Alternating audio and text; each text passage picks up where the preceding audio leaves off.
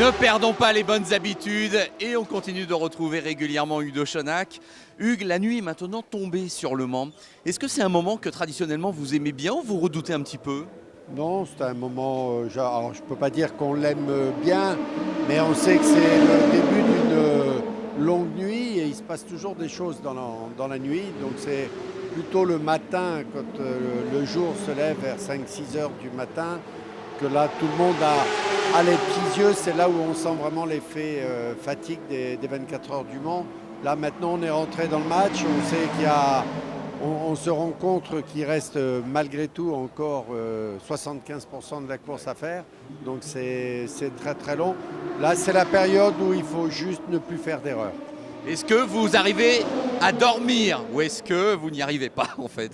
Alors interdit de dormir parce que simplement je dirais la nervosité et le stress l'empêcheraient. Et puis voilà, personne ne dort. On reste éveillé, très attentif et on n'a pas envie de dormir en fait. Alors nous sommes toujours en plein cœur de ce stand Rébellion. À côté de nous, il y a le jeune Thomas Laurent. J'avoue, il m'impressionne par son calme, sa vitesse. Il m'a l'air d'avoir tous les ingrédients en place. Est-ce que c'est aussi votre avis? Oui, je pense que c'est un garçon qui a une très bonne approche de la course automobile, qui est de nature calme et qui a un gros avantage, c'est qu'il écoute beaucoup. Il est très attentif, on parle beaucoup, on échange beaucoup et il intègre vraiment toutes les réflexions qu'on peut lui faire. Et c'est surtout, voilà, il est serein, il est calme et il sait simplement qu'il faut faire le job. Il a une très bonne approche. On va évoquer maintenant, si vous le voulez bien, ce fameux anniversaire dont on parle beaucoup.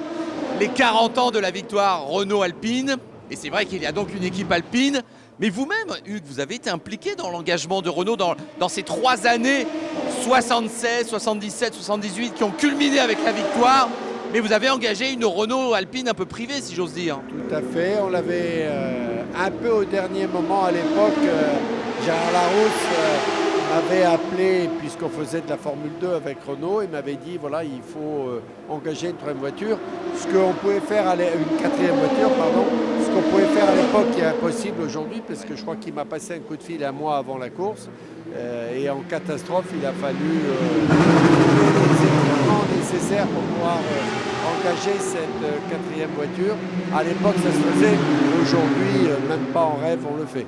Et alors, vous vous souvenez bien de la victoire Alpine Renault en 78 en tout cas? Ah oui, ça a été un grand moment parce que pour eux, ils avaient beaucoup travaillé pour atteindre cette victoire et ça avait été un moment historique pour Renault.